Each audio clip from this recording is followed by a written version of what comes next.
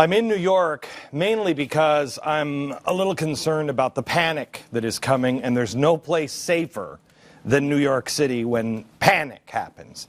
And the panic, of course, is because the government is going to shut down, and you should be afraid, and I'm telling you, be very afraid. The country is going to grind to a halt.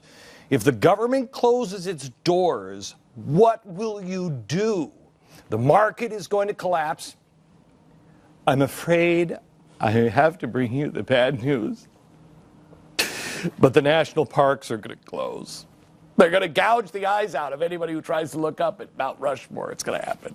And the economy, I was going to say the economy will get worse, but I don't know if it really can do that. But, oh, yes, it can. And that's what they want you to believe if there is a government shutdown. The media is feeding this kind of nonsense and propaganda.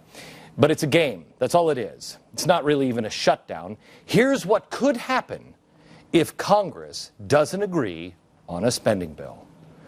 1, the government will not have the legal authority to spend money on non-essential services. Okay? 2, essential federal employees will continue to work. That's the Border Patrol and military. And non-essential employees will not get paid. I'd vote for a candidate who said that's what they were going to do to us on purpose. Are we supposed to look scary? Because this looks good. I mean, we're trying to trim the fat. That sounds like that's a pretty good start, doesn't it? Making a felony crime for politicians to spend taxpayer money on non-essentials. That's what we should be doing. This is the least frightening list I've ever seen in my life. It actually sounds like a pretty good idea. I mean, do you really think about it? The candidate who would make this their platform wins my vote. Bring it on. Bring it on. Shut it down. I'm all for it. You know, the only people who should be afraid of a shutdown are the progressives who have been, making a living lying to people, convincing them that they couldn't live without government handouts. So, please shut them down. Please. People will realize that their life, their small business, their job, their state, their economy is actually better off without Congress constantly interfering in it and messing it up. People might actually realize that they can be self-reliant. That's crazy. And that the life of, remember this, the life of Julia that the president put out, it's a load of garbage. Think about the concept they're trying to get you to accept. That you should be afraid that Nancy Pelosi and Harry Reid will lose their ability to legally waste your money. That's a good thing. You should be terrified the government won't have the funds to do things like this. For instance, let's see. Do we need the White House? Not really. Not really. Oh, the tours? Cry your eyes out, little kiddos. We can't do it. Department of Education. Well, turtle crossings, $3.4 million. Sorry, turtles. Department of Education. Do you really think if we took the Department of Education off, do you really think that your schools wouldn't be able to run? Do you really think you couldn't fix that and make it work better just locally and through your state? Come on. Fannie and Freddie. It would be a dream come true. Military, let's keep. Consumer Protection Bureau. What the hell have they even done? Bye-bye. Amtrak. I can't get that one off the board fast enough. Border Patrol. I'm kind of torn on that one because if I have a Border Patrol, of course I'm a racist, but we're going to have to leave it there.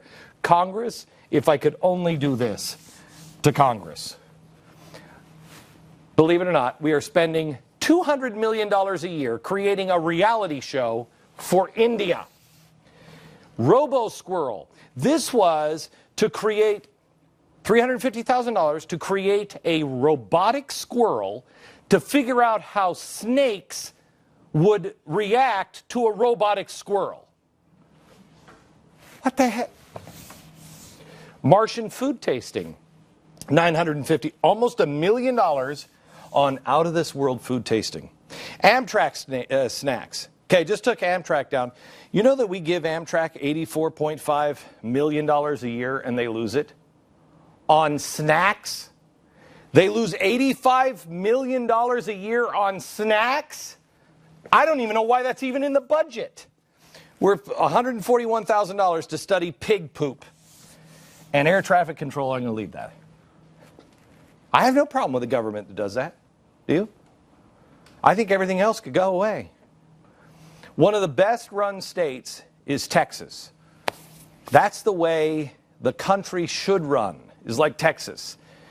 In Texas, their House and Senate meets every other year, and each session goes a maximum of 140 days.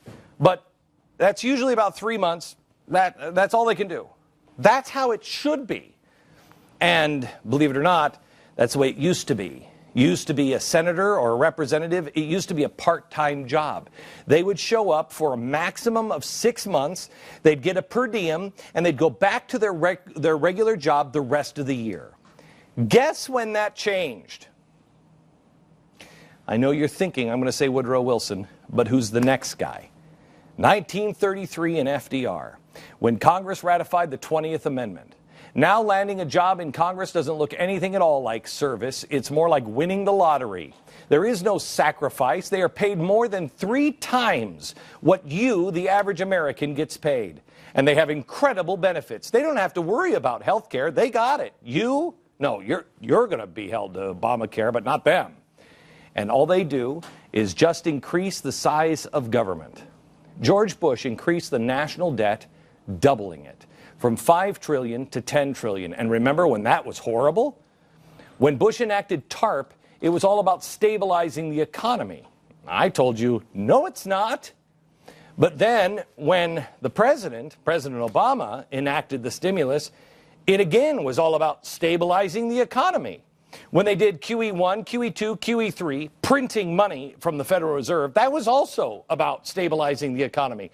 Over 5 years of stabilizing the economy is anything but stabilized. And that's because all of the money pumped into the system wasn't ever about stabilizing. It was about leveling the playing field. Oh, Congress, would I like to level the playing field? If you could just live within your own laws, and you had to live by all the laws and the rules and regulations that we have to, wouldn't that be a level playing field? They devalue our currency and take America down a notch or two or all the way to the bottom. So we're not a global colonialist superpower anymore.